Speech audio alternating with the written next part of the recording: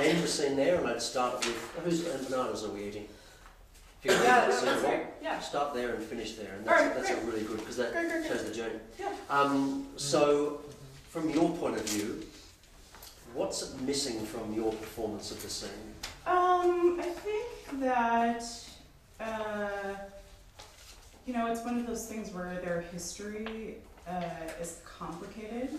So I think it's about figuring out, like you said, there's that internal conflict of that she wants this person in her life and he's full of drama, and she knows he's probably not good for her, but she likes being the one who has her shit together a little bit, I think. I like that thing about she wants. She wants and she needs two opposites. Right. The opposites are essential. So what your objective is and the obstacle, what you hope for but what you fear, what you want and what you need, they all have to be complete polar opposites. Leon is better for her, but he does need her and she likes that. She likes being needed. Yeah. So what do you, just from him, don't even worry about Leon at the moment, but just with him, what's his name? Will. Oh, Will, of course. So what do you want that involves Will, and what do you actually need? I want him in my life without the painful parts. I want the good parts. I want the conversation and the fun and the getting up at 4 in the morning and going to the bodega, but I don't want any of the drama or his awful Okay, so you need, so you want all of that, but what you don't want becomes your need. So you want all of that, but you need someone, a supportive guy who has his shit together. Absolutely. Yeah. So sometimes you want to just go out and just party all night, but you need to be prepared for that audition in the morning. Yes. And without both, there's no scene. Right. So you sometimes you want him and you need something else. Sometimes you need him and you want something else. But it has to do with him and what you get from him. Sure. And constantly, if we were to look at a line graph of this scene, you are getting closer to what you want or closer to what you need, and they need to be further apart. Okay. Yeah. And if what you want is his love and affection, and what you need is his love and affection and a sense of humour, it's not enough. We see this journey going like that because they're only that far apart. So let's start again. Okay.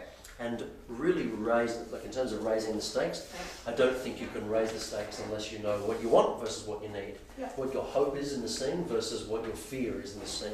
Do you want to start where you said started? That'd be great. Absolutely. And in terms of hope and fear, just define that for me. So, what's the greatest thing that could possibly happen at the end of the scene? Your greatest hope at the end of the scene?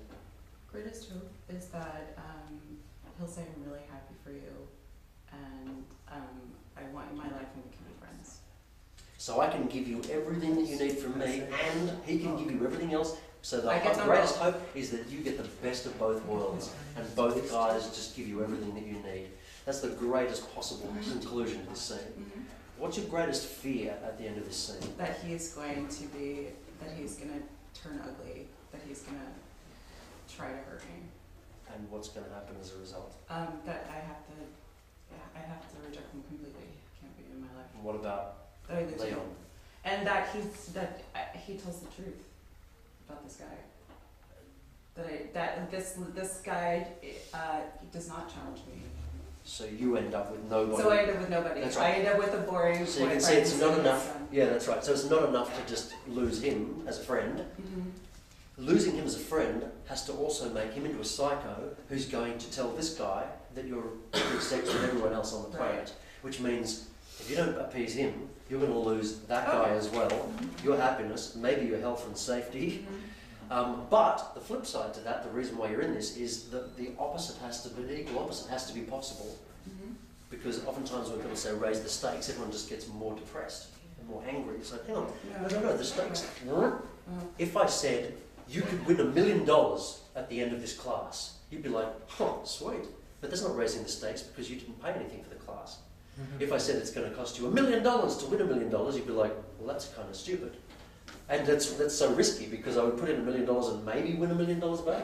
And to say to you $1,000, you'd think, well, I don't have $1,000, so that doesn't even work on my imagination because I can't pay it. If I said it's going to cost you $250 to win $1,000, oh, now we're starting to play with some stakes.